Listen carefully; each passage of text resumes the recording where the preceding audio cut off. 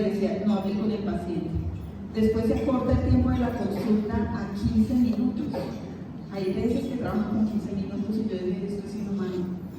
Y decidí salirme del sistema precisamente para crear una consulta mínimo de 1 hora. A veces hasta tardamos 2 horas en la consulta tratando de encontrar la solución a lo que le está pasando. La lucha familiar fue terrible porque pues obviamente pasar de lo convencional a algo que parecía no en ese momento pues fue muy complicado. Empecé este camino con mis propias enfermedades. Mi esposo es intensivista, entonces cuando me diagnosticaron miastenia gravis, que es una enfermedad supuestamente crónica que no se cura, él me llevaba todos los artículos médicos y me decía, mira, este es el pronóstico y así vas a terminar si no manejas estrés, y cada vez que te pongas triste se agravan los síntomas, y cada vez que trabajas se agravan los síntomas. Y entre el médico, mi neurólogo y mi esposo me tenían loca. Yo dije, hay algo que hacer. Entonces me negué a tomar tratamiento, algo que no le recomiendo a los pacientes. Tome sus medicamentos, pero haga algo para poder cambiar la vida. Desde ese diagnóstico empecé a hacer cambios. Mi familia estaba mal, la relación con mis papás era pésima. Y empiezo yo a sanar con mis papás y encontrar la rabia que tenía yo adentro que hacía que mi sistema inmunológico se debilitara. Ayudarle a sanar a mi papá. El suicidio de su propio padre fue impresionante. El llegar a ese punto de ver a mi papá como recordaba cómo su papá se pegaba un tiro en la cabeza, yo decía, Dios mío, esto es una cosa loca. Recordar que mi mamá era huérfana y ella me decía, por lo menos usted tiene mamá, y yo le decía, y eso a mí qué me importa. Y después de tanto decírselo y después de tanto repetirlo, un día me lloraba y me decía, usted no sabe qué es vivir en un orfanato. Y yo decía, ¿cómo es el dolor tan terrible de recordar que y reconocer que mi mamá vivía en un orfanato? Entonces, esos fueron los eventos más difíciles, el aceptar a mi familia a través de esa enfermedad y el reconciliarme con ellos. Y en ese punto que yo sané con mis papás, empecé a ver a la gente de una manera diferente. Después de enfrentarme a mi esposo, que es intensivista, que es mecánico, que es dogmático, que es súper rígido, y decirle, confía en esta situación, y él decía, no, o tú haces las cosas como yo digo, o definitivamente esa medicina no funciona. Después de, nos llevamos 30 años juntos, y después de 20 años de matrimonio, la vida lo puso a prueba porque el cuidado intensivo me decía, ya no hay nada que hacer, ya le puse los antibióticos, le puse los medicamentos, le puse el cateterismo, le hicimos los exámenes, ya no hay nada que hacer con ese paciente, ¿qué hacemos? Y yo, abre la historia de vida de ese paciente, llama a la familia, cierra ciclos y espera. Y sorprendente, los pacientes o mejoraban o se morían más rápido. Entonces él decía, hay algo que hacer en esta situación. Y pasó de ir solamente a esa unidad de cuidado intensivo medical, ahora medica y se dedica el 80% del tiempo a hablar con los pacientes y hablar con las familias y prepararles en un duelo anticipado, o sacar a esos pacientes de ese proceso y decirles tienen la responsabilidad. Entonces ha sido un cambio extremo porque me ayuda a sanar a mi familia, me ayuda a sanar a mi esposo, a abrirle los ojos frente a la situación que él tenía que hacer en su lugar de trabajo, y me permite a mí todas esas situaciones traumáticas empezar a crear un proceso de trabajo. Después me dicen que no puedo tener hijos, tenía una endometriosis severa, un problema bastante difícil de superar, y mi ginecólogo me dice, Marta Patricia, no hay nada que hacer. Y yo digo, pero ¿por qué no? Yo no soy de plástico. Me dice el ginecólogo, eso no se quita, te lo quitamos y vuelve y aparece, te lo quitamos y vuelve y aparece. Si eso fuera cierto, y yo no tuviera un proceso de regeneración normal, simplemente me voy a esperar a que suceda y no hago nada al respecto. Pero caí en cuenta de una cosa, nosotros cambiamos todos los días. Y esos focos de endometriosis con los procesos que hicimos desaparecieron. Y tengo 2 hijos. Entonces yo me pongo en el lugar responsable y digo, yo creé las enfermedades y hay algo que hacer para solucionarlo, pero para sanarlas me tocó sanarme a mí misma. Y en esa historia de vida entro a resolver conflictos con los pacientes. El elevar espiritualmente a un paciente y llevarlo a un nivel de conciencia superior implica que ya dejes de echarle la culpa a los demás de lo que está pasando. Cuando el paciente recibe un diagnóstico se queda ahí estático. entré en un ataque de pánico. Ahora tengo diabetes para toda la vida. No, la diabetes se puede curar, sí. No si se diagnostica a tiempo, sino si paras de echarle la culpa a los demás de lo que está pasando. La enfermedad cardiovascular para, claro, se detiene cuando dejas de sufrir por los demás, pero también cierras todos los duelos que hay en ese corazón. Y así cada uno de los órganos va aprendiendo. Me tocó pasar más de 2, 3, 4 diagnósticos donde decía yo, ¿pero por qué? Cada año me accidentaba y yo decía, ¿pero por qué? Y alguien me decía, no. Ahora mi papá sabiamente me dijo, de aquí en adelante, Marta Patricia, vas a preguntar, ¿para qué? ¿Para qué te está pasando esto? Buscas el aprendizaje, buscas lo que tienes que hacer y buscas el recurso que tienes que crear para poder generar, mantenerte saludable hasta que ya hace prácticamente 5 años ya afortunadamente no he vuelto a pasar por un hospital. Pero miren que el recorrido es consciente. Cada una de estas enfermedades despertó algo que tenía que hacer y en este momento yo digo las enfermedades son una bendición.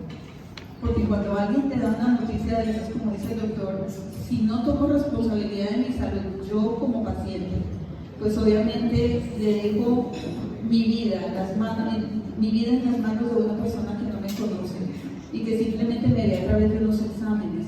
Porque no me pregunta cómo estoy, ni cómo me siento, y cuáles son mis frustraciones. Entonces ha sido una pelea bastante fuerte con la vida, con mi familia, pero convencer a la familia de todo lo que estoy diciendo y que creyeran en este proceso ha sido un reto. Las personas más lineales y más exigentes están a mi lado en este momento apoyándome en todo lo que hago y es muy bonito. Bueno, doctora, usted ha nombrado a sus papás, ¿sí? Y leyendo su libro a mí me preocupó un poquito el pedacito donde dice que heredamos las deudas de los padres. ¿Cómo es eso? Trabajamos por ciclos de vida. Los papás, la pareja, los hijos, y nosotros heredamos los recursos de afrontamiento. Por ejemplo, el matriarcado, mujeres fuertes, poderosas, que no confían en la figura paterna, ¿listo? Y es de alguna forma no es una deuda, sino un aprendizaje para saber que esa mujer tiene que pasarse al lugar de amor, tiene que quererse más, tiene que aceptar su maternidad, tiene que dejar de estar en conflicto con su figura masculina, que fue su papá, que posiblemente la decepcionó, la abandonó, la maltrató, y de ahí en adelante todos los hombres tienen la culpa de lo que les está pasando. Para ella todos los hombres son iguales. ¿Qué pasa con la hija de esa matriarca cuando ella también se convierte en matriarca? ¿Qué pasa con la nieta de esa matriarca cuando vive exactamente la misma historia? Entonces llega un punto en que ya el matriarcado a estas mujeres no les sirve porque se dan cuenta que se quedan solas. Ya no hay mujer que le llegue ya no hay hombre que le llegue a los talones. Ya empieza con unas enfermedades bastante difíciles de sanar. Ya empieza con dolor en su cuerpo y ven que hay una soledad en su vida porque no encuentra a su compañero de vida. Y ven que sus hijas repiten lo mismo y sus nietas repiten lo mismo. Esa reconciliación y ese cierre de ciclos con la figura masculina implica que esas hijas ya no van a seguir haciendo lo mismo.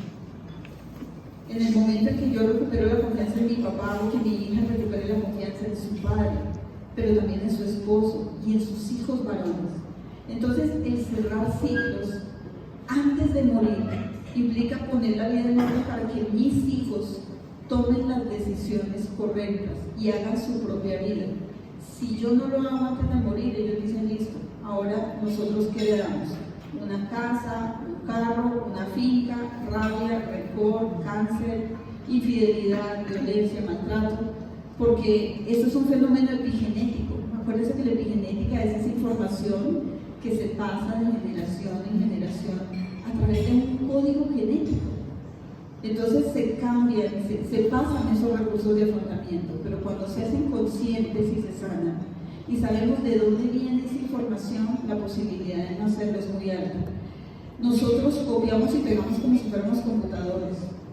El matriarcado lo heredamos, pero ni siquiera sabemos de dónde salió. No sabemos si la mamá es matriarca porque su papá abusa de ella o la maltrata o simplemente la abandona o no tuvo papá.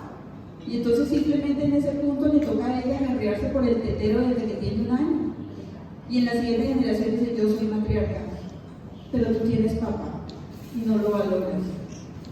Y tienes una familia conformada y no lo valoras. Y no hay maltrato ni violencia y no lo valoras, simplemente copia y pega. Aquí hacemos el ejercicio obligatorio de ir hacia atrás y empezar a hacer conscientemente qué fue lo que aprendieron esos papás, de dónde sacan la herramienta. Y yo digo, no tengo que seguir exactamente la misma historia y suelto. Y ahí de ahí en adelante cambian mis enfermedades, mi vida, mis procesos de aprendizaje. ¿Eso tiene algo que ver con las enfermedades kármicas? No. Las enfermedades kármicas son las enfermedades que traemos de alguna forma como procesos obligatorios de aprendizaje por situaciones de vidas pasadas. Ya implica karma, ya implica registros akáshicos. Entonces, muchas de esas vivencias llegan a la vida de esa persona para crear recursos en esta vida. Muchas enfermedades generan compasión, otras amor propio, otra esa lucha interna para poder salir de situaciones.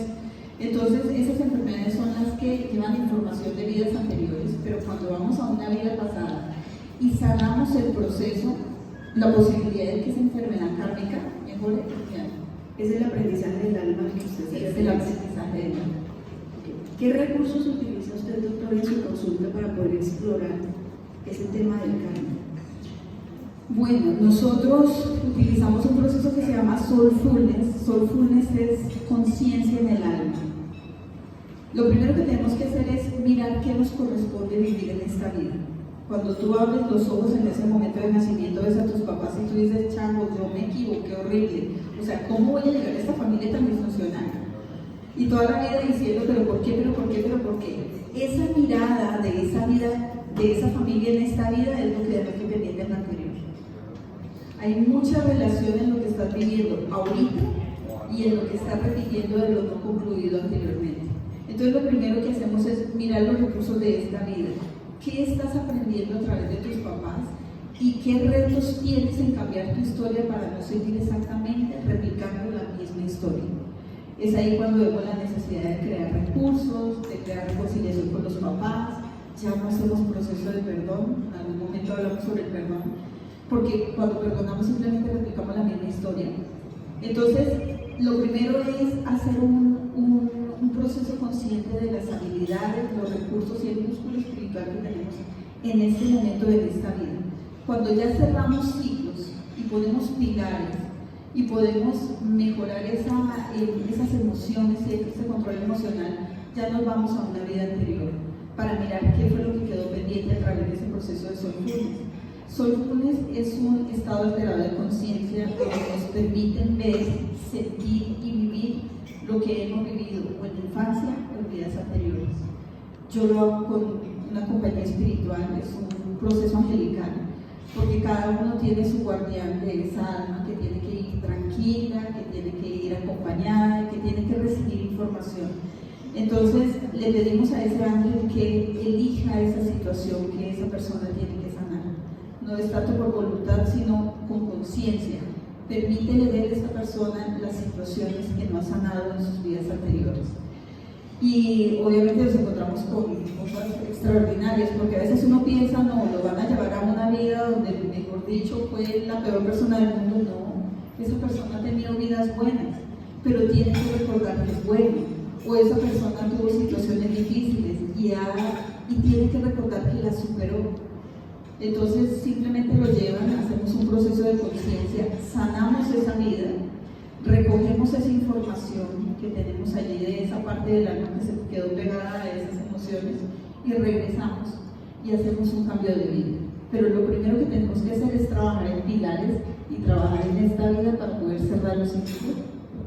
Bueno, ¿qué cara le hacen los pacientes cuando usted les dice, miren, usted tiene una enfermedad porque usted en su vida pasada dejó algo pendiente, algo que no aprendió, y esta vez le tocó hacer el curso y tratar de aprobarlo, y para eso yo voy a ponerlo en un estado alterado de conciencia? ¿Qué le dice el paciente? No, mira que al contrario, lo primero que hacemos es manejar los procesos de esta vida. O sea, abrimos una carta de información, este es tu pilar femenino, tu mamá, tu papá, puedes colocar la diapositiva número 9. Entonces abrimos una carta de información. ¿Quiénes son las personas que nos acompañan? ¿Cuál es mi vivencia de esta vida, cuáles son los recursos de esta vida. Y hasta que no completemos la siguiente, hasta que no completemos esa etapa de aprendizaje, la siguiente, la anterior. Hasta que no completemos esa información, no lo dejan aprobar. Yo nunca hablo de enfermedades kármicas en mi consulta. ¿Por qué? Porque es un tema muy difícil.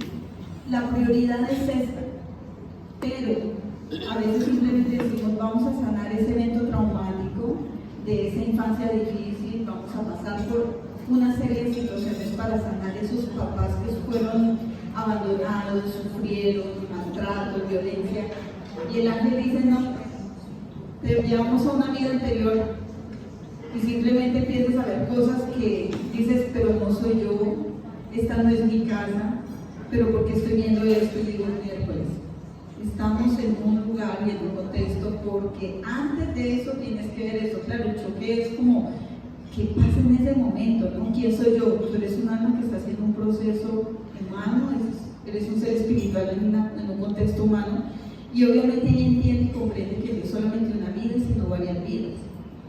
Pero si no es así que lo llevan de primeras, hasta que no cerremos esto y le digamos al paciente, ¿tú crees en una vida anterior? ¿Te parece bien este contexto? Después de ver todo esto, ¿qué tal si exploramos esta situación? Hay mucha gente que dice, sí, yo quiero ir, pero otros dicen, no, en mis creencias solamente está esta vida, cerremos y nos vamos, y después desaparecemos. Yo digo, perfecto. Entonces es un tema que lo dejo ya para lo último, para cuando la persona tiene esa conciencia de aprendizaje y se siente en paz con su vida.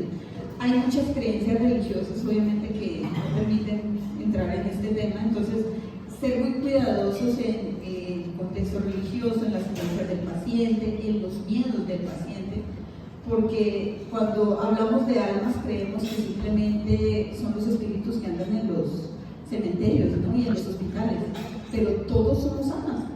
Cuando tú recuerdas que eres un alma igual a la que está ahí vagando por todas partes y esa no se pudo ir, dices, miércoles, como así que yo soy así, pues es así.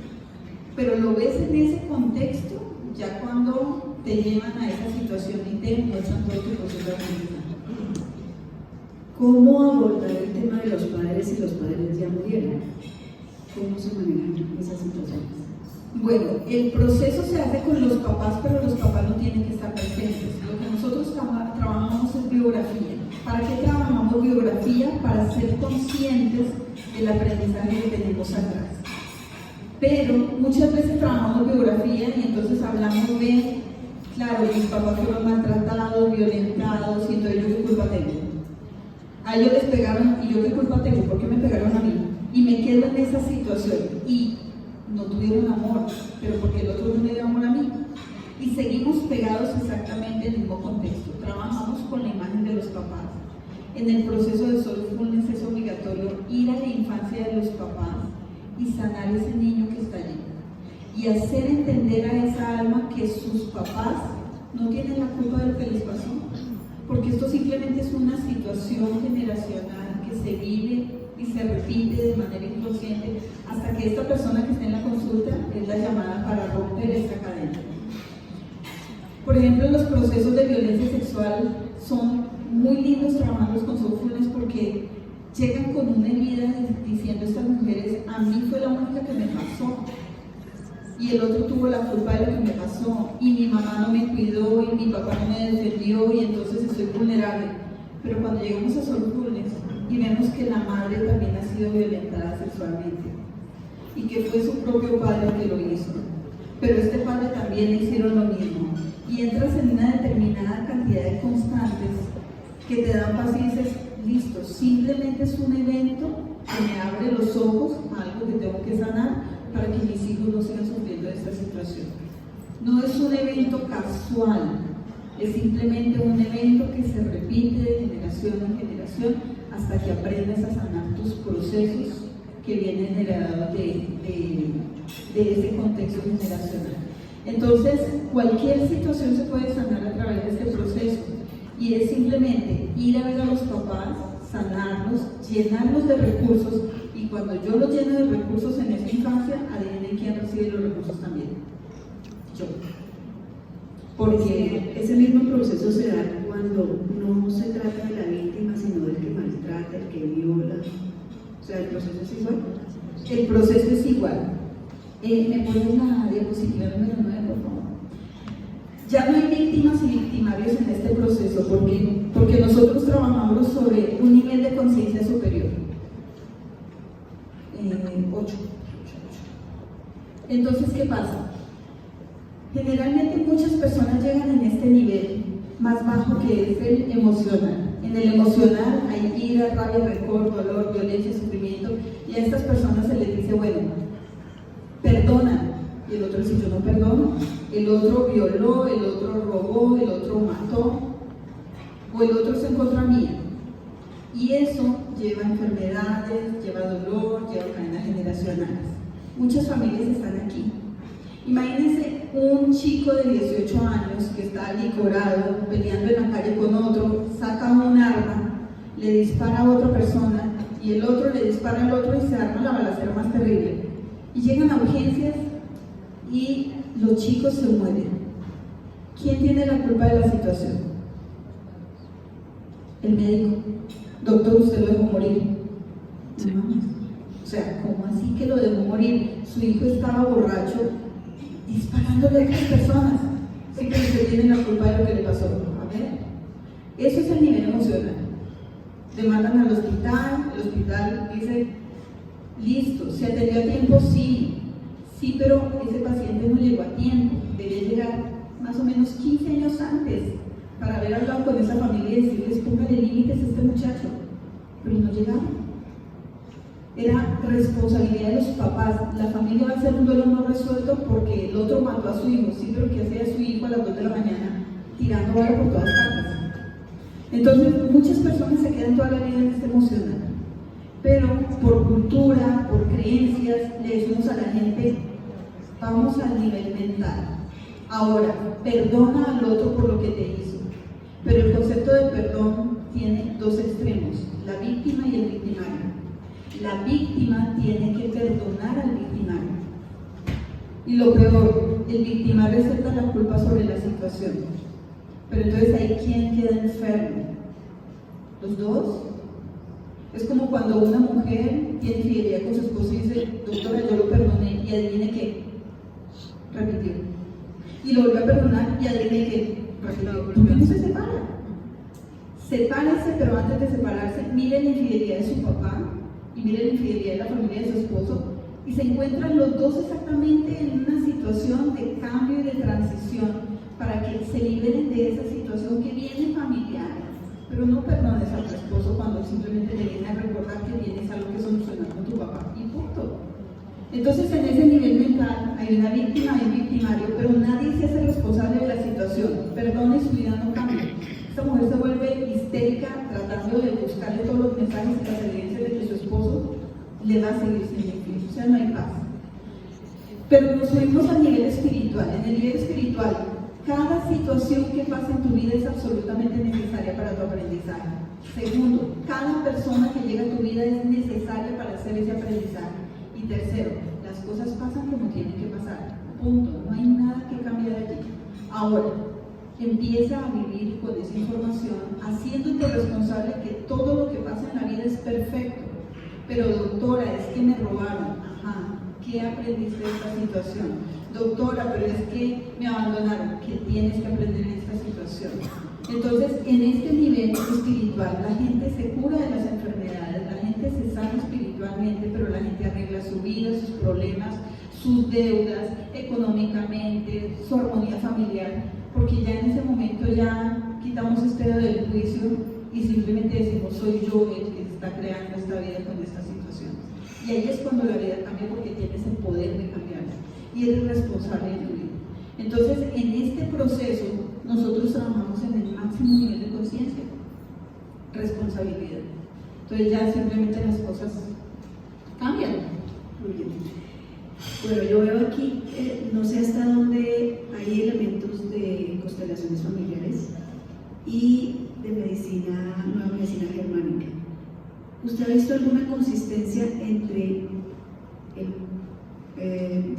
proceso, alguna coincidencia entre la circunstancia de vida de la persona y el tipo de enfermedad que desarrolla? Como quien dice, como en la medicina tradicional china, donde se habla de que el miedo está en el riñón, entonces que uno hace patologías renales cuando tiene una emoción permanente de miedo, y esto vendría a ser, o usted ha encontrado alguna coincidencia así que pueda como apoyarnos esa hipótesis de la medicina tradicional china. Nosotros tomamos como referencia, no, la 11. La de nuevo, el muñequito más abajo, bien abajo, creo que es 21. Bueno, hay un muñequito ahí más abajo.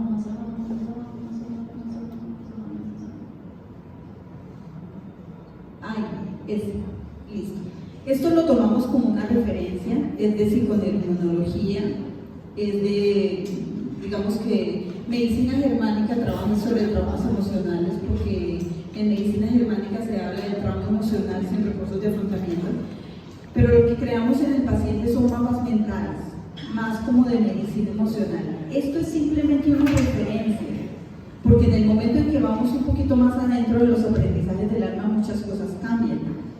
Entonces, cuando le decimos al paciente la responsabilidad sobre su manejo de emociones y sobre cierre de ciclos, esto es importante que lo sepan, porque hace que la enfermedad desaparezca de una manera increíble. Imagínense que una persona llega con un dolor en un hombro y le echan la culpa a un manguito rotador, pero esa persona es fanática a cargar los problemas de los demás y sufre exceso de responsabilidad.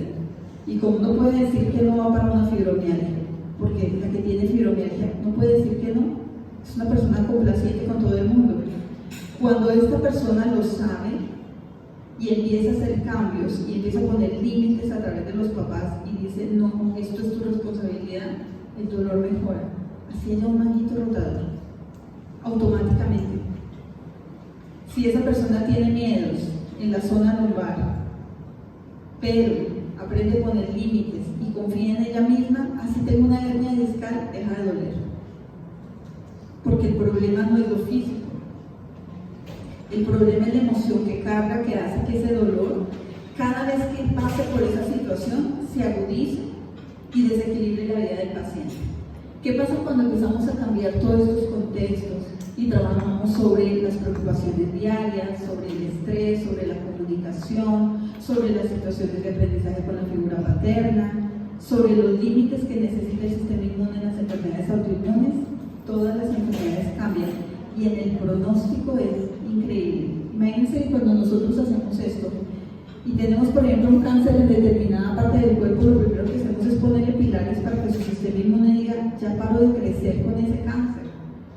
Y después vamos al lugar donde hay la emoción y la sanamos y vemos cuál es la experiencia de vida y para qué llega esa enfermedad a la vida del paciente. Y se vuelve el paciente más resiliente, más tranquilo, y empezamos a bajar dosis de quimioterapia. El oncólogo dice, el tumor está desapareciendo muy rápido, listo, bajemos la dosis de quimioterapia, radioterapia, no hay necesidad de cirugía, efectos adversos cero. Entonces, pienso que todas esas terapias, por ejemplo, de oncología son como exorcismos, ¿no? Más saca todo lo emocional y pone al paciente a vomitar la rabia, la ira y el rencor. Pero ¿qué pasa si llega sano? Simplemente es como una escobita que barre, limpia el terreno y lo sana. Entonces sí hay una referencia emocional, como un mapa mental, pero obviamente aquí se filtra mucha información kármica. Cuando vamos al final a ver la causa de la enfermedad, muchas de esas enfermedades tienen que ser obligatorias en esta vida para desarrollar recursos o para cerrar ciclos.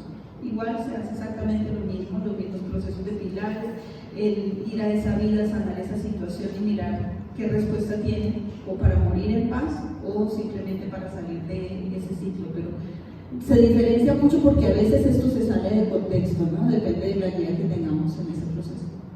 Okay.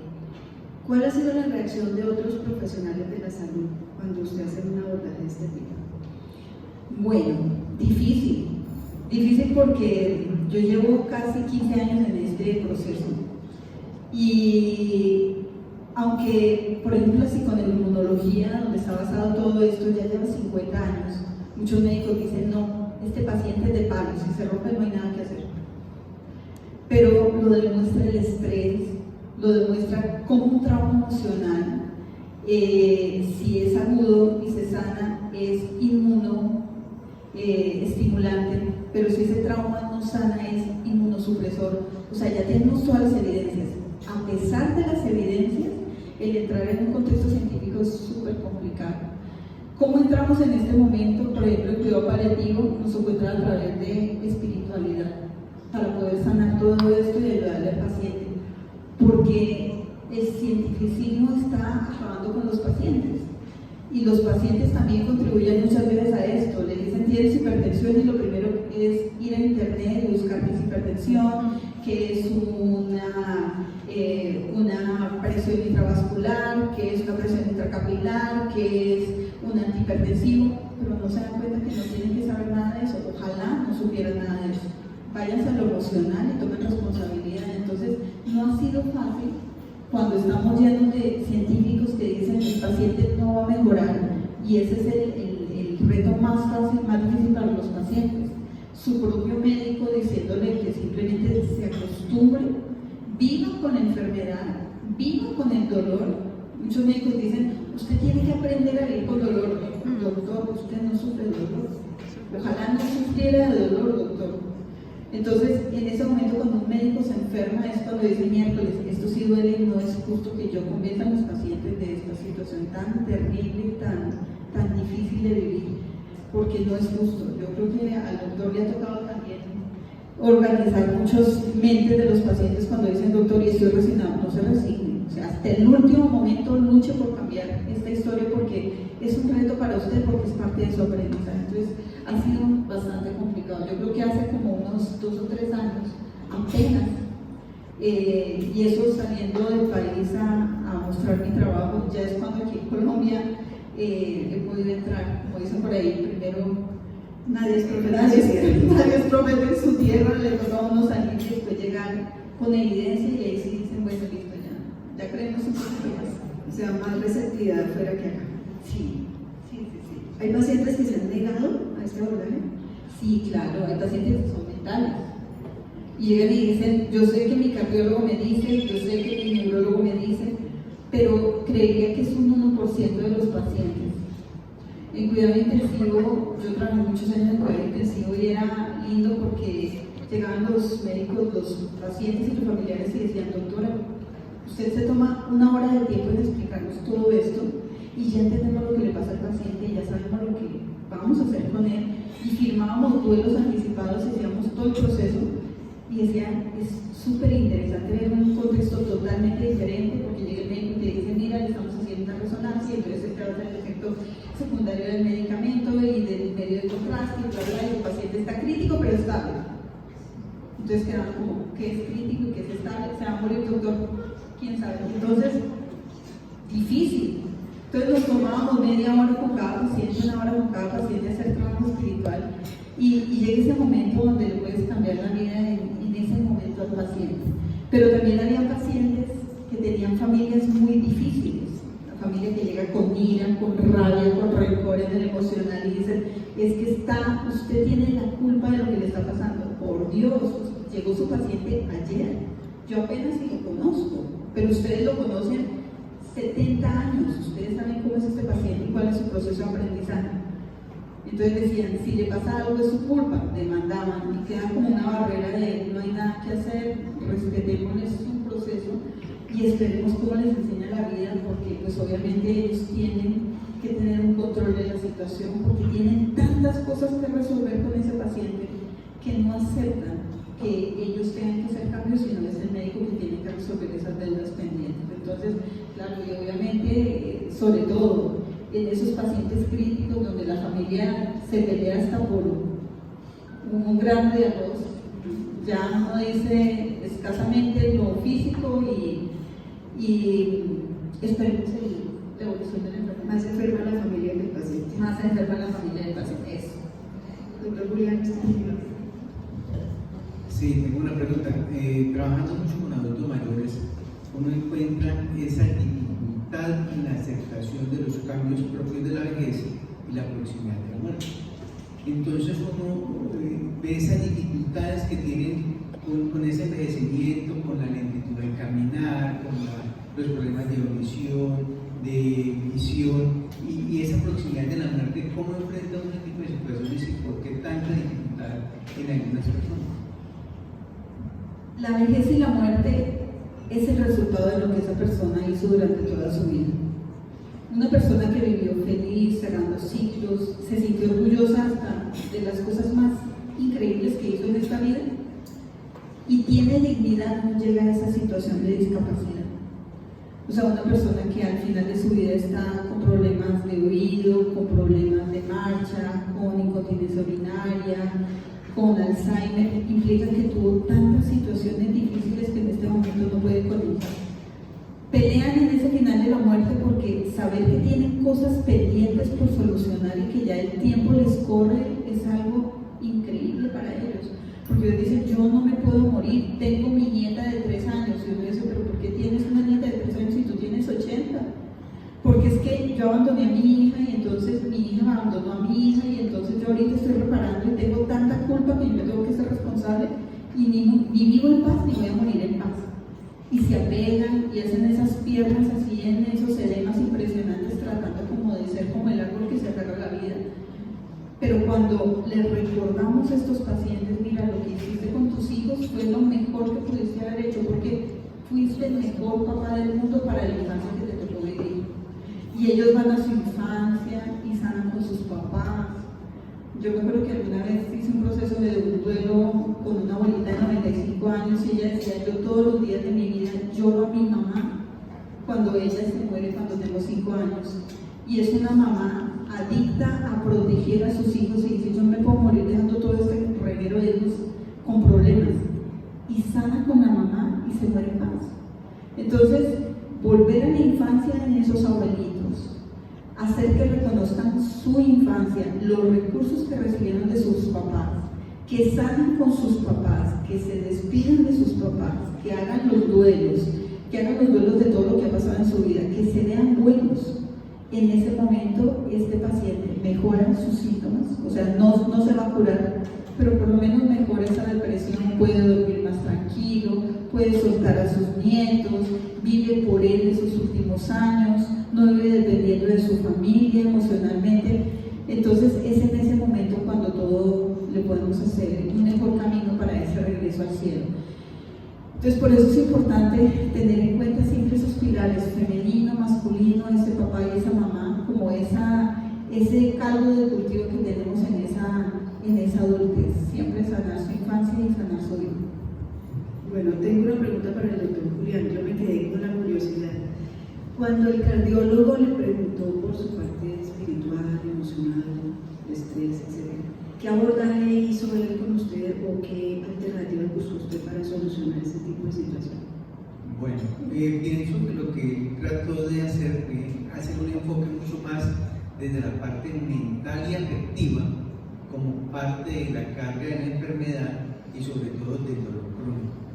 Me dejó tareas, obviamente, a pesar de que he hecho muchos cambios en mi estilo de vida, no he podido dejar de correr, no he podido dejar de preocuparme por las cosas, a pesar de que me manda a dormir mejor, no puedo dormir mejor porque vivo pendiente de tantas cosas y me gusta hacer tantas cosas que obviamente eso interfiere. Pero sí me mandó a que lo pensara un poco más, a que dedicara más tiempo para mí. Me dice, ¿qué le gusta hacer? ¿Qué quiere hacer? ¿Cómo lo quiere hacer? Piensa más en usted. Ya pensó muchos años en sus hijos. Que fue algo que me dijo, bueno, listo. Usted se preocupó mucho porque tenía unos hijos muy pequeños y le da temor por su enfermedad. Ya sus hijos ya están prácticamente terminando la universidad. Listo, ¿usted qué va a hacer por usted? Entonces, digamos que esto es un aprendizaje continuo en la vida. Contrario, me gusta la parte que leí del libro porque no pude leerlo completo, apenas me lo facilitaron el martes. Pero hay unas partes interesantes y es que uno nunca se cansa de aprender, ¿cierto? El ser humano aprende toda la vida y uno puede todos los días tomar decisiones buenas, malas o regulares que lo lleven a uno adelante a mejorar su calidad de vida y a mejorar el entorno en el cual vive. Es un aprendizaje continuo, ahora estamos tratando de aprender a disfrutar. Ya muchos no viven en la casa, entonces uno tiene que soltarlos allá y no dejar de preocuparse. Bueno, listo, ¿será que si llegó? ¿No llegó? ¿Se levantó? ¿Comió? ¿No comió? a las 10 de la noche ya está en la casa, hijo, sí, bueno, ya listo, entonces ya me puedo yo dormir, pero si son las 3 de la mañana y se fueron a una reunión, entonces uno despierto toda la noche, y bueno, eso tampoco es calidad de vida para mí. Tengo que aprender a ir soltando estos hijos y dejar de pensar y de mostrarme tanto por ellos, porque finalmente, pues yo ya tengo una edad en la cual uno siendo ya lo suficientemente grandes como para uno decir, bueno, listo, preocúpese, pero bájale a la intensidad, ¿cierto? Uno se vuelve un padre supremamente sobreprotector. Pero todo esto es un aprendizaje continuo, hay que ir mejorando, y eso precisamente fue lo que me recalcó mucho el cardiólogo que me viene a decir, listo, ¿cuándo va a pensar en usted a hacer las cosas porque le gustan, no porque tiene que correr al trabajo que tiene sus hijos, pues para que usted de la universidad y todo? Estamos en esa parte de aprendizaje, de algunas tareas, vamos más o menos con ellas. Me coloqué un plan a final de este año de poder cambiar algunas cosas en mi vida para poder pensar más en lo que me gusta hacer y cómo me gusta hacer. Eso con respecto pues, a la consulta con el cardiólogo. Con respecto a la actividad que hacemos con los adultos mayores y los pacientes de riesgo cardiovascular, definitivamente hay muy pocos representantes del sector salud en cuanto a la parte administrativa y desde el punto de vista de la representación política, pero no podemos seguir estas formas de contratación de consultas de 20 minutos para un paciente de riesgo cardiovascular, unas contrataciones de PGPs, pagos globales prospectivos, donde lo que se buscan son consultas masificadas en la mayor cantidad posible con la menor calidad posible. Un paciente de riesgo cardiovascular, formularlo me demora 10 minutos, pero educarlo me demora toda una vida. Entonces hay que hacer un trabajo intenso, no podemos permitir esas consultas de 15, 20 minutos, consultas médicas asistidas de 3 pacientes con 3 médicos y simultáneamente yo lo miro acá pues como un trabajo en serie de Henry Ford. Hay que tratar de que sea menos masificado y digamos más personalizado. Y abrir desde el punto de vista institucional y político espacios para las personas adultas mayores con enfermedades cardiovasculares que son susceptibles de mejorar en forma importante, solamente dándoles espacios para poderse recrear, compartir, hablar, vivir sus experiencias, caminar. Esta es una ciudad que tiene un entorno espectacular para caminar, pero pues uno anda por la avenida Centenario y cada rato usted tiene que bajarse del andén porque no está completo y usted tiene que exponerse a los vehículos y todo. Hombre, cuando hacen una ciclovía en el centro de la ciudad que sirve para que los carros no se parqueen, pero se convirtieron en una trampa para cuando la gente cruza. Los he visto con mucha frecuencia tirados en la mitad del pavimento porque se tiran los famosos taxis. Entonces, pienso que hay que tener una concepción diferente de ciudad, una ciudad más amable, con mayores espacios para que la gente pueda desarrollarse y pueda poder practicar los estilos de vida que tanto haríamos, pero que no vamos a los espacios para que puedan hacer. Bueno, yo tal vez quisiera agregar que la consulta de 20 minutos no le sirve a nadie, ni al cardiovascular ni a nadie. ¿Sí? Uno no puede hacerse una idea del paciente, en qué contexto está y en qué momento está en su proceso de 20 minutos, es imposible. Digamos que el abordaje completo en pacientes jóvenes sería ideal, porque creo que sería una forma de resolver el tema económico a mediano plazo, porque toda enfermedad empieza con un desequilibrio. ¿Sí? Uno no se acuesta sano y amanece enfermo, uno se va descuadrando, digamos, de a poquitos hasta que finalmente se convierte en una patología a la que se le puede poner nombre y apellido. Pero realmente lo que apareció inicialmente es un trastorno energético, que posteriormente se volvió un trastorno bioquímico, avanzó a un trastorno fisiológico y terminó convirtiéndose en una enfermedad a la que la podemos rotular. Pero es un tema de evolución de 20 años fácilmente que pudimos haber identificado e intervenido muy a tiempo. Cuando hubiera un desequilibrio podíamos organizarlo de una manera fácil, interviniendo estilos de vida, interviniendo la parte emocional, trabajando desde el amor, y nos ahorraríamos muchísimo dinero en carga de enfermedad económica que es lo que pasa ahora. O sea, claramente el perfil de mortalidad cambió, las enfermedades agudas están casi controladas y lo que tenemos ahora es un pico de enfermedad crónica con un peso económico enorme que ningún sistema de salud está pudiendo sostener. Y la respuesta que se da es, como dice el doctor, más volumen en menos tiempo. Y no siempre más es mejor. Entonces el paciente sigue enfermo, progresa hacia la incapacidad y la carga económica es mayor porque un paciente incapacitado pues, es más costoso, claramente.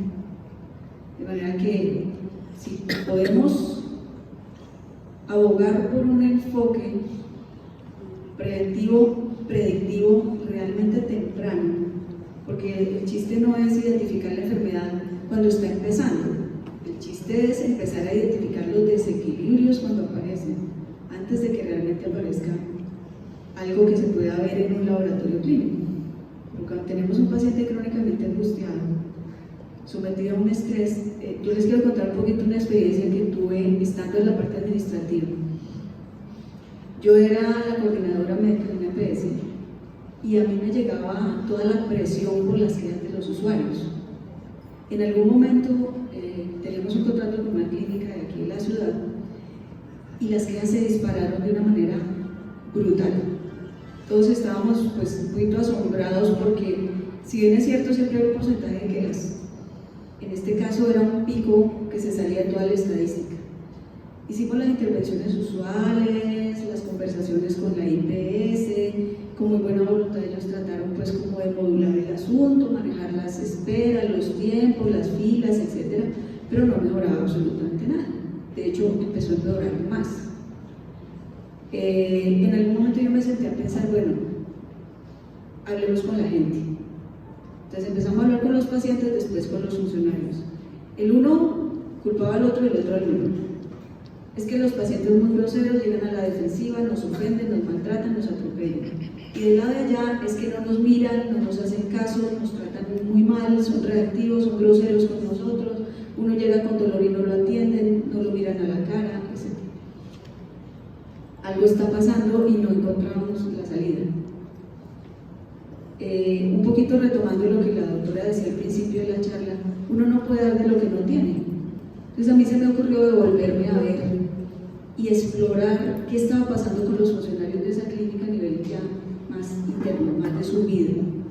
Y aplicamos una encuesta para medir algo que se llama el síndrome de burnout, del trabajador quemado, ¿sí? Lo tabulamos, muy generosamente el gerente de la clínica nos dio permiso para hacer la aplicación de la encuesta en los diferentes servicios y cuando lo tabulamos, su sorpresa, teníamos un porcentaje mayor al 60% de trabajadores con burnout, quemados. ¿Sí? Le presentamos los resultados a la clínica y obviamente la clínica dijo, gracias, nosotros vamos a hacer la intervención. Nunca supimos qué pasó. Las quejas bajaron un poquito, algunas cosas se modificaron desde el punto de vista de carga laboral, pero revisando las respuestas uno encuentra cómo el personal de salud se quema literalmente trabajando por cuestiones que tienen que ver con la carga emocional del trabajo que hacemos, pero también por muchas cargas autoimpuestas. El estatus de médico nos empuja socialmente a tener un nivel de vida que a veces es difícil alcanzar por los salarios y las condiciones de trabajo presentes. El médico rico ya no existe. Para usted tener un medio de vida más o menos decente, pues termina haciendo turnos de todos lados, haciendo dobles jornadas, asumiendo unas cargas laborales muy altas que impactan obviamente la familia, entonces problemas en la casa porque usted nunca está. ¿Sí? Mi hija me decía, mamá, yo soy más hija de las empleadas que tuya. Y es un reproche que duele enormemente. Y yo veo cuántas personas que trabajan en salud les ha tocado vivir esa misma experiencia, entregar el cuidado de los hijos a otro porque uno está corriendo de una institución a la siguiente, tratando de tener los ingresos para poder sostener un estilo de vida que a veces, pues, nadie necesita realmente una bicicleta de 15 millones de pesos, ¿cierto? Entonces, pues no nos impongamos obligaciones que no vienen al caso, pero sí se ha vuelto muy complejo trabajar en el sistema de salud y hasta donde nosotros como personal de salud podemos dar de lo que no tenemos. Entonces también como invitarlos a hacer lo que el doctor en su momento, la enfermedad lo obligó a hacer, es revisar nuestra rueda de la vida, nuestra parte social, emocional, económica, familiar, laboral y empezar a hacer cambios, porque no podemos ofrecerle al paciente lo que nosotros en nuestra vida no tenemos. Y cuando uno se queda sin recursos internos para uno, muchísimo menos tiene recursos internos para poder entregar. Entonces quería como hacer esa acotación de mano. Doctora, ¿usted qué tipo de patología cree que se beneficiaría más de un abordaje como el que usted hace? Bueno, en mi consulta ya no se volvió la consulta de la patología de la enfermedad, porque pues obviamente todas las enfermedades son susceptibles de ser manejadas con ese proceso. Desde el manejo preventivo, por ejemplo, la familia que llega con un paciente de cáncer, una paciente de cáncer, imagínense, 3 hijas que llegan con su mamá con cáncer de seno y dicen, ¿y ahora qué nos toca a nosotras? Y el reto es hacer prevención del cáncer de seno de esa familia, pero es una matriarca cáncer de seno y 3 hijas matriarcas que se quieren quedar solas porque no aguantan un hombre al lado. Entonces el reto es grande. La opción no es la de Angelina Jolie, quitarse. No, la opción no, claro, porque fuera de senos tienes ovarios y tienes útero y tienes todo. Hace un tiempo hicieron un estudio de ese proceso generacional del cáncer y decían en Estados Unidos quitan los 2 senos a las hijas cuando hay mamá y abuela y se dieron cuenta que rebotan otros órganos. Entonces es la enfermedad, pero también es prevenir la enfermedad con las familias haciendo los mismos procesos. Pero también si no vamos a la causa del estrés, que puede ser una causa económica, una infidelidad, violencia intrafamiliar, cuando ya la energía se está alterando, una emoción afecta a tu cuerpo en 1 milisegundo y en 1 milisegundo se establece la enfermedad. Pero esa enfermedad no se crea en ese mismo momento físicamente, sino posiblemente 20, 30, 40 años después. Una niña que es abusada sexualmente no hace un cáncer de cervix al año o a los 5 minutos, lo hace a los 45 años cuando en su vida la han abusado de muchas maneras y ella se somete a esas situaciones, no tanto sexualmente, sino física o emocionalmente. Entonces, miren en qué momento se empieza a establecer la enfermedad. Si vamos a los procesos que pueden iniciar una enfermedad, una infidelidad, violencia, maltrato, el no poder tomar decisiones en su parte laboral, el no tomar recursos de afrontamiento para separarse, el no poder salir de un proceso traumático y de un duelo, si no lo hacemos en ese momento sabemos que la expectativa de enfermedad va a fluir y va a repetir un ciclo. Entonces, más que la consulta de enfermedades es qué situaciones pueden detonarte a ti una situación de enfermedad y cuánto tiempo tienes para trabajarlo y cómo va a mejorar tu calidad de vida y cómo aprovechar ese obstáculo que aparentemente es algo flexible y convertirlo en una oportunidad de transformación y de aprendizaje. Entonces, claro, en mi consulta llega desde una depresión, intentos de suicidio, cáncer, final de vida, hasta alguien que dice yo estoy sano, pero miren mi familia todo lo que tiene, ¿qué puedo hacer para poder evitar? Entonces cualquier enfermedad es susceptible. O sea, la carga emocional te dispara tu carga genética. Sí, claro, porque es lo que hablamos, por ejemplo, en el cáncer. Familias con mucha rabia, mucho rencor y viene el cáncer de páncreas, pero entonces vemos que los hijos están unos molestos con otros, se matan entre ellos físicamente, se lesionan entre familias y uno dice, pues ¿para qué luchan? ¿Para repetir el cáncer de páncreas? Entonces tratar de disolver todas esas emociones y hacerlos conscientes y decirles, ya murió alguien del cáncer de páncreas, ¿tú quieres hacer exactamente lo mismo? Porque esa información es un recurso de afrontamiento que se está heredando y va a disparar la información y ellos pueden esperar 5, 10, 15 años a perder otro miembro de la familia o definitivamente decir yo resuelvo esta situación. Entonces, claro, las situaciones, las emociones, los traumas emocionales, la frustración, las crisis económicas, todo eso son ese caldo de cultivo que necesita la persona para poder desarrollar esas situaciones. Cuando se hacen esas líneas de vida hacia el pasado, yo los invito a que lo hagan, construyan una línea de vida y miren sus crisis, infidelidad, separaciones, violencia, y se van a dar cuenta que en su familia sus papás vivieron exactamente lo mismo en más o menos la misma temporalidad de edad. Y si van a sus abuelos, exactamente lo mismo. O sea, ustedes pueden predecir de aquí en adelante qué les va a pasar. Hagan un buen estudio de esa línea familiar de 2 generaciones y digan, bueno, y si no aprendo, ¿cómo terminaron mis papás solucionando esta situación? Con una hipertensión, con una artritis, con un cáncer, porque es en ese punto donde te cuestionas y dices, tengo que tener el control de mi vida. Sí, pero cierra ciclos.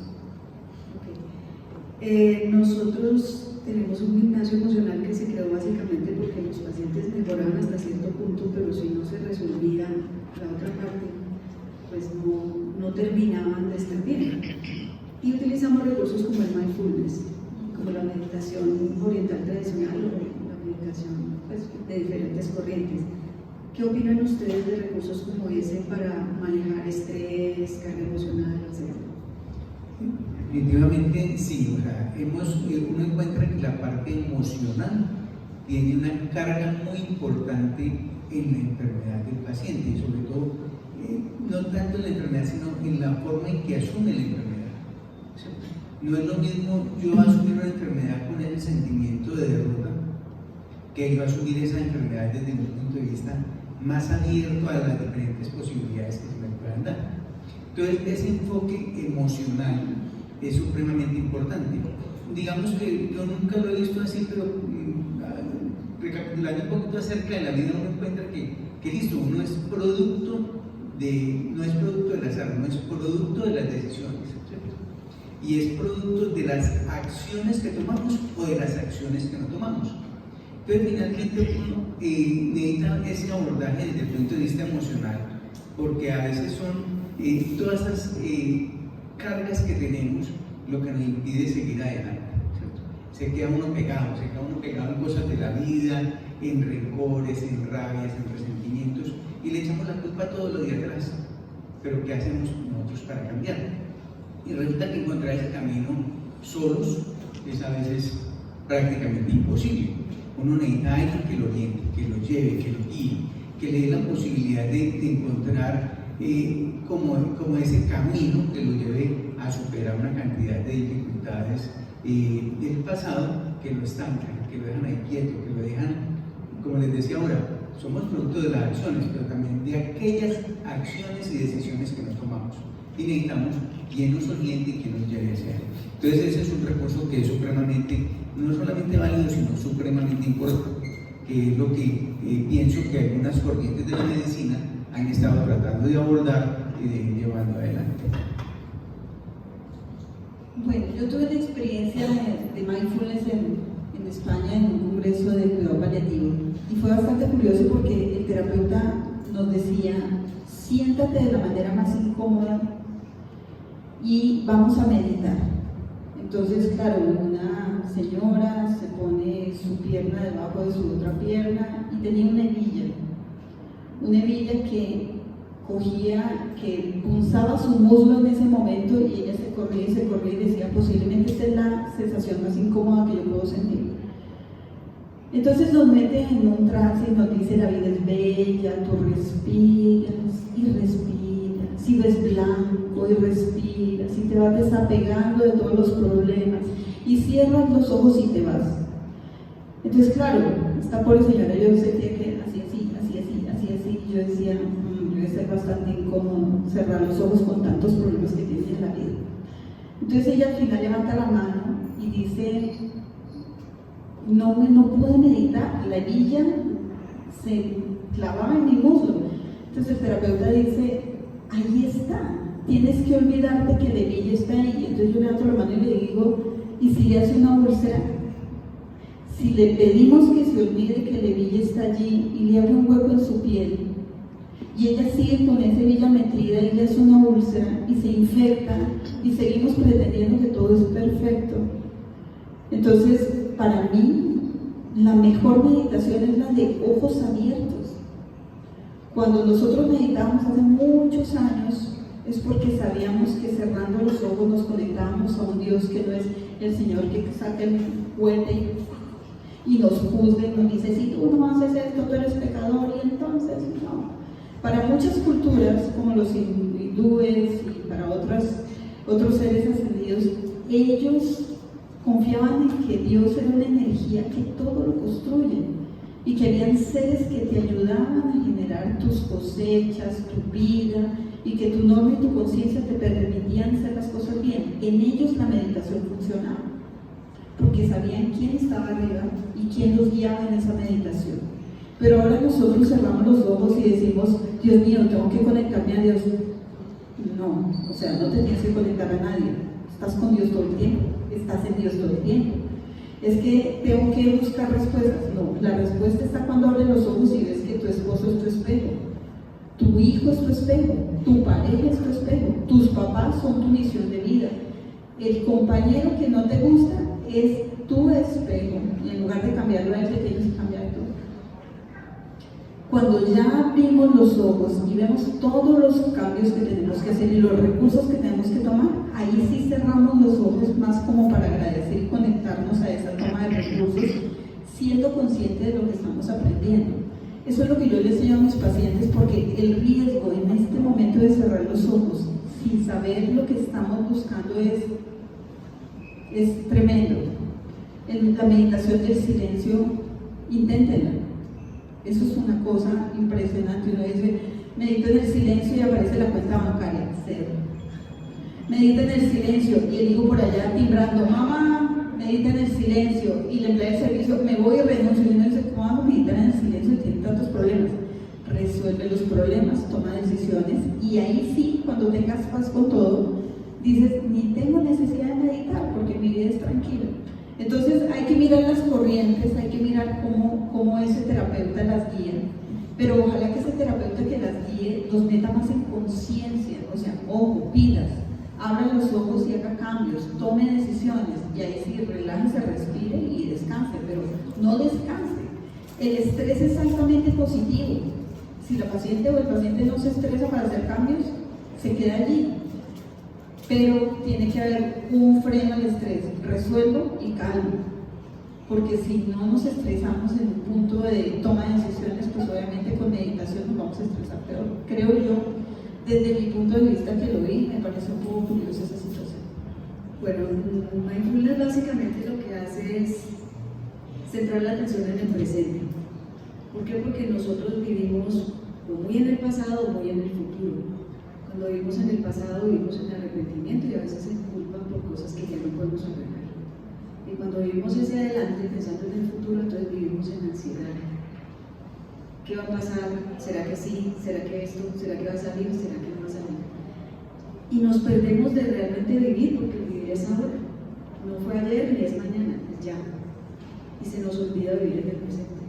Entonces, digamos que la invitación que hacemos nosotros con los pacientes es: concéntrese en su vida en este momento.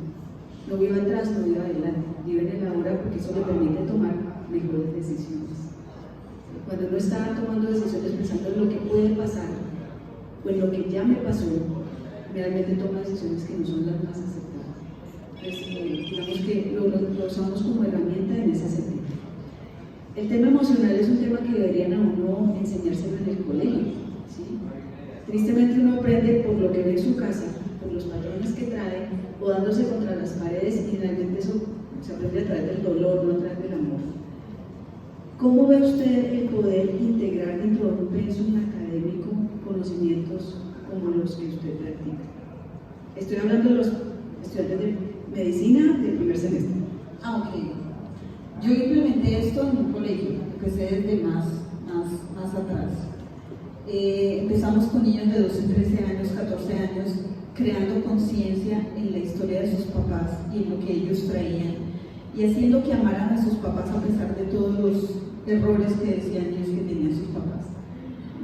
La experiencia fue grata para algunos porque sus papás se abrieron y sanaron con ellos, y fueron los papás los que llegaron y dijeron: miércoles, mi hijo me está cuestionando lo que estoy haciendo, sé que tengo que cambiar, y esas familias se transformaron, pero fueron los papás los que abren la puerta a esa transformación. Pero llegó un punto en que unas familias dijeron que no, yo no tengo por qué contar la vida de mis hijos si yo considero que soy un papá perfecto, y si no puede lidiar con eso, no importa. 2 o 3 años después, esos niños que ya eran adultos en la universidad me llaman con intentos de suicidio, drogas, y me dicen: yo salí de mi casa con la esperanza de que esto iba a cambiar y salgo de mi casa y está empeorando porque ahora tengo relaciones difíciles con mi pareja, estoy en una deserción académica, el estrés no puede, yo no puedo parar de estudiar música. Entonces trabajarlo por lo menos en niños pequeños es conciencia en los padres, cómo crear esos procesos de resiliencia con los papás, pero lo primero es llamar a los papás para que hagan parte de ese contexto. En ese proceso académico de medicina lo trabajamos con Aguascalientes, en Aguascalientes, México. Nosotros trabajamos con estudiantes de medicina en primeros semestres, enfermería, psicología, y lo que hicimos fue un programa de apoyo espiritual para el terapeuta, pero lo primero era sanar al terapeuta. Entonces los trajimos, ayudamos a que sanara su infancia, que cortaran cadenas generacionales, para que cuando llegaran a ver a los pacientes pudieran tener esa empatía de yo sé lo que te está pasando y yo también pasé por esa situación. Entonces, ¿cómo hicieron esto en México? Me pareció súper curioso porque después de que hacían estos procesos, esos estudiantes que no tenían ningún contacto con los pacientes eran los que iban a acompañar a los pacientes en casa en el final de vida. Entonces ya ellos se permitían acompañar, cerrar los duelos, hacer el proceso familiar y se volvían seres más humanos en su práctica médica. Entonces es una herramienta buenísima para los primeros semestres, porque después llega un punto en que el ego crece y ya soy médico, ya soy intensivista, ya soy cardiólogo, ya no soy MD sino Dios. Entonces ya no es fácil humanizarlos y simplemente su conciencia se cierra y quedan en el mental total. Entonces es en esos primeros semestres donde hay que influir para que se sanen y para que puedan entender mucho más de qué se trata la enfermedad, en que ya ellos sean los que protesten por no es justo 20 minutos, no es justo que simplemente mediquemos a los pacientes, necesitamos programas de apoyo emocional y espiritual y se puede hacer. Hay muchos lugares del mundo donde ya los están implementando, pero la experiencia fue increíble. ¿Y cómo lo ven aquí? Aquí, el sistema, ¿no? Muchas veces el sistema es el que pone resistencia, pero es una tarea que tengo pendiente para el próximo año, empezar a dictar charlas, conferencias en las universidades para poder abrir espacios. Sé que las universidades tienen un espacio como de clases alternativas y esta sería una buena opcional para poder que estos estudiantes de estas áreas generen un aprendizaje previo de humanización y de cuidados paliativos espirituales. Si nosotros implementamos los cuidados paliativos espirituales en el momento del diagnóstico, la posibilidad de curación del paciente es muy alta. Porque un paciente paliativo es el paciente que no cura dolor, que nadie sabe cómo manejar el dolor. Entonces el paciente está tan mal que su médico se dio por vencido y dijo, pues mándelo a paliativo a ver si le hacen algo. Pero si llega alguien de paliativo inteligente y dice, aquí no se queda, de aquí tienes que salir y trascender, pues obviamente todo cambia. Entonces nos toca esa educación. Voy a empezar una campaña intensa ya con universidades para poder abrir esos espacios porque ya está la inquietud de qué hacer. Yo estuve en el Congreso de Medicina Familiar hace poco en la Universidad de Valle y muchos estudiantes decían, esto yo no lo he escuchado, o sea, ¿cómo puedo aprender yo de esto? Porque tengo pacientes enfermos que no mejoran y uno llega a la clínica y dice, esto no es suficiente. Entonces se está elevando el nivel de conciencia, muchos de estos estudiantes están despiertos a esta información y están ávidos de recursos, entonces vamos a aprovechar el tiempo que tenemos para hacerlo. Me cuenta, doctora, porque medicina funcional no hemos logrado ni siquiera que lo tengan como objeto de habilitación. Doctor, una pregunta para usted. ¿Cómo ha sido su experiencia con sus colegas del Hospital La Misericordia en el tema de enseñarles a trabajar estilo de vida con los pacientes? Difícil porque digamos que estamos enmarcados en el cumplimiento de ciertas pautas y la verdad en general, o sea, no solamente los colegas de Caracas, en general los colegas de todas las instituciones, muy poco tiempo para la educación, muy poco tiempo para la educación. Uno les dice, hombre, ¿usted por qué no le explica un poquito al paciente? ¿Por qué no lo educa? Y ellos dicen, no, es que no tengo tiempo. Pero, por ejemplo, yo ya lo pongo desde mi rol como coordinador médico y yo digo, bueno, no tienen tiempo, pero les pagamos de 7 a 11 y se van a las 10. Y el ellos dicen, no, es que los 20 minutos no son suficientes. Y bueno, pero ¿cómo que no son suficientes? Tiene 12 pacientes para ver en 4 horas y usted ve los 12 pacientes en 3. Porque sí tiene tiempo para irse antes, pero porque no tiene tiempo para educar. Yo pienso que el problema es de la formación del médico como tal, y en eso estoy de acuerdo con ustedes. Y falta mucho de formación desde la base. No somos formados para educar. La generación mía no fue formada para educar, fue formada para formular, no para educar. Entonces, uno le hace reclamo al colega y dice, es que para lo que pagan, y bueno, pero ¿cómo para lo que pagan? Es que cuando yo acepto un trabajo y acepto hacer algo, pues mi compromiso es con eso. Si usted aceptó el sueldo porque le pareció que está bien, si no le gusta el sueldo, pues entonces renuncia y vaya a otro lado. Pero entonces, no entiende uno cómo piden más tiempo a veces si lo utilizan para hacer actividades personales, sino para hacer lo que realmente tienen que hacer. Esa es mi pelea constante con ellos y créanme que ha sido bastante desgastante. Sí, yo leía en alguna parte que el trabajo ideal es aquel que usted hace bien, que le gusta hacerlo y que es un poco desafiante para su nivel de experticia en ese campo. Y si no reúne esos 3 requisitos, busque la manera de hacer algo distinto. Y periódicamente pues uno debería reinventarse un poco profesionalmente y explorar otros ámbitos del conocimiento en salud, porque le llenaría esas expectativas de hacer algo que a uno le guste, que pueda hacer bien, pero que es desafiante y le implica un esfuerzo adicional de conocimiento y de actualización permanente. Creo que nos falta un poquito de revisar nuestras vocaciones y nuestros enfoques. Doctores, ¿qué recomendaciones les darían ustedes a los médicos y a otros profesionales de la salud para que conservemos nuestra salud de la luz? Bueno, autoobservación y autosanación. Nadie puede sanar a alguien si está enfermo. Nosotros vemos en consulta médicos que fuman, toman, tienen obesidad, tienen problemas familiares, toman el matrimonio como un deporte olímpico, le pegan a todo. Y es difícil. Es difícil porque ¿cómo predicamos la salud desde lo físico si tenemos un alma que en este momento nos está obligando a hacer aprendizajes? Entonces, el médico que sana, que mira hacia adentro, que tiene en paz su familia, que tiene en orden su vida, que su profesión es su motor, es ese médico congruente que puede ayudar a las demás personas. Como es el doctor, es el médico que no se vuela de consulta, es el médico que no acorta la consulta por simplemente darle una fórmula médica, es el médico que, como tiene problemas y siente que tiene un alma que le ha dolido en algún momento, puede percibir el dolor del alma del otro.